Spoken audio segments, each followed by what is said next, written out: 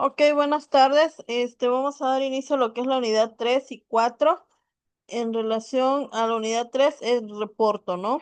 Vamos a hablar sobre los conceptos, sobre su naturaleza jurídica, sus elementos personales, sobre sus elementos objetivos, sus derechos y obligaciones de las partes y el reporte de la práctica bursátil en México, ¿no? Hablamos que en el concepto de reporto es una operación de crédito a corto plazo, ¿no? Ok.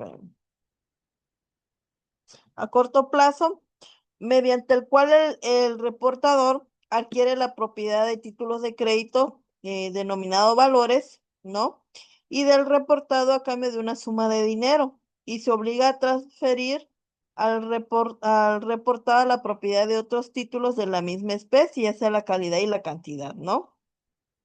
En el plazo y en el precio pactado, incluyendo un premio o primas para el reportador, ¿no? También existe lo que es su naturaleza jurídica. Y en su naturaleza jurídica hablamos que el reporto es la del ser de un contrato mercantil, o sea que es una operación de crédito y se debe de caracterizar este, por, por ser bilateral, por ser oneroso, formal y real y típico, ¿no? Pues bilateral porque genera derechos y obligaciones y las obligaciones son recíprocas para ambas partes, para el reportador y el reportado. Oneroso porque generalmente implica un costo, o sea, un premio por la obtención de la liquidez.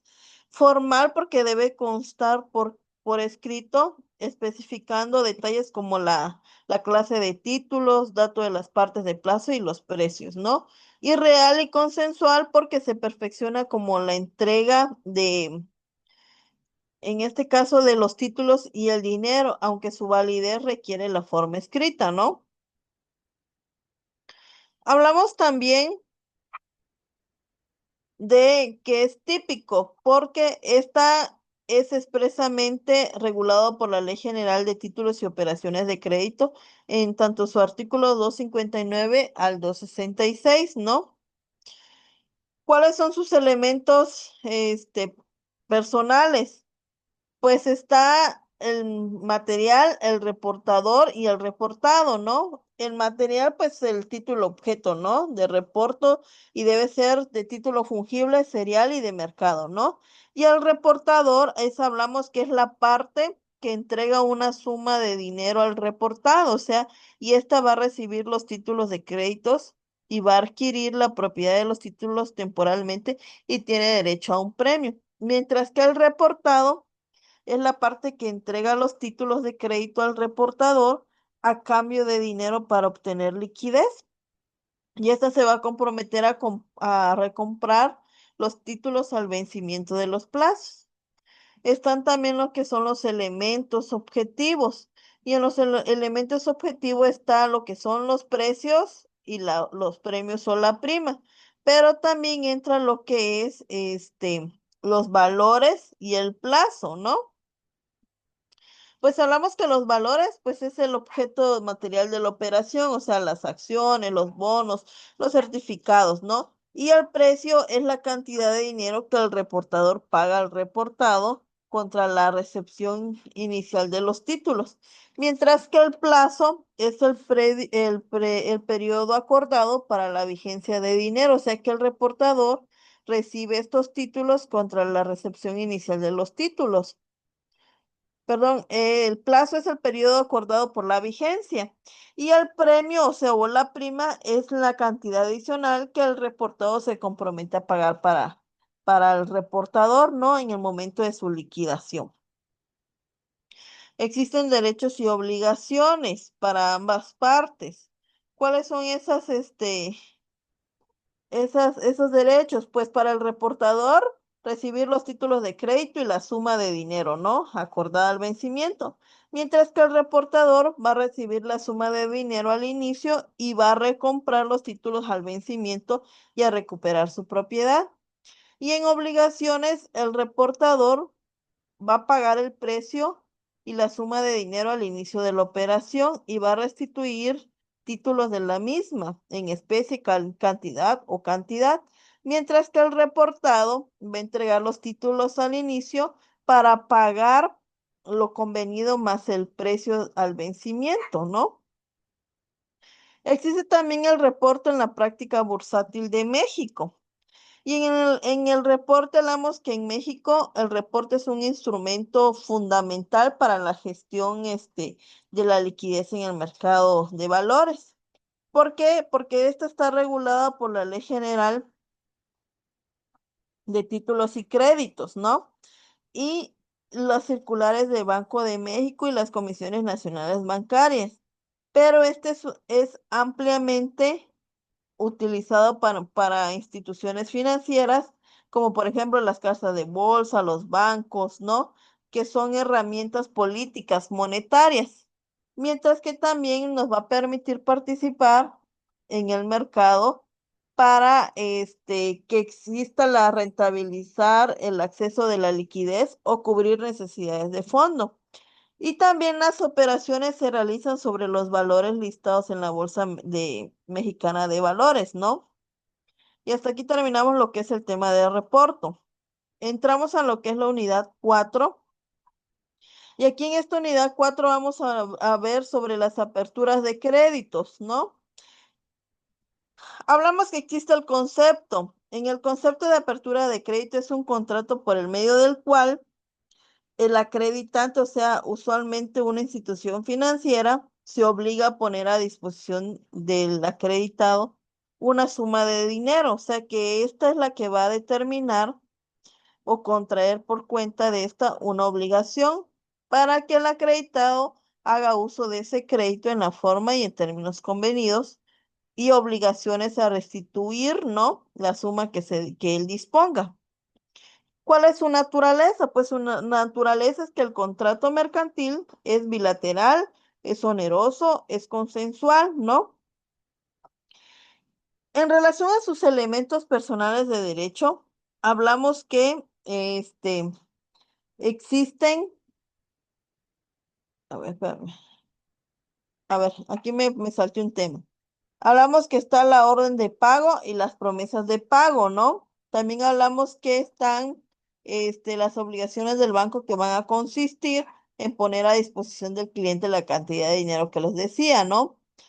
También en los elementos personales del derecho y obligaciones, hablamos que existen los elementos del contrato. Por ejemplo, está el acreditante, o sea, la entidad general bancaria que nos va a conceder el crédito.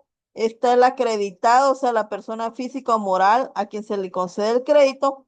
Y también tiene derechos y obligaciones al acreditante. Por ejemplo, el derecho de recibir el pago de intereses, comisiones y gastos pactados, ¿no? Exigir la restitución de la suma dispuesta en los plazos convenidos.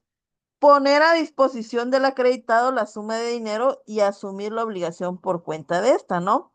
Y a cambio el acreditado va a disponer de la suma de dinero o hacer uso de la obligación asumida para el acreditante, mientras que también va a restituir la suma de dispuesta y pagar los asesores, por ejemplo, los intereses, las comisiones, los plazos y los términos que se establezcan, ¿no?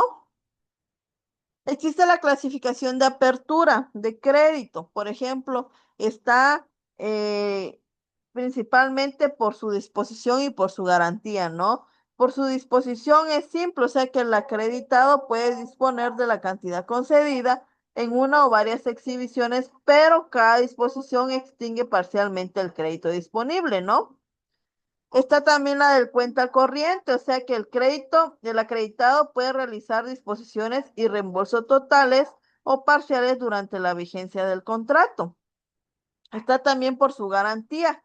Y en su garantía están las reales y las personales. En las reales hablamos que la seguridad del acreditante se basa en la solvencia y el compromiso personal del acreditado, mientras que en la real se constituye una garantía específica sobre bienes tangibles como una prenda o una hipoteca, ¿no?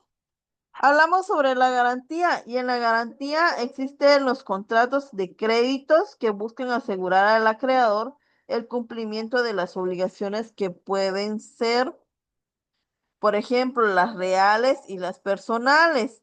Por ejemplo, las personales son la solvencia de deudor, la fianza o el aval, y las reales son aquellos cumplimientos de las obligaciones principales, como por ejemplo la prenda, la hipoteca, los fideicomisos y la garantía, ¿no?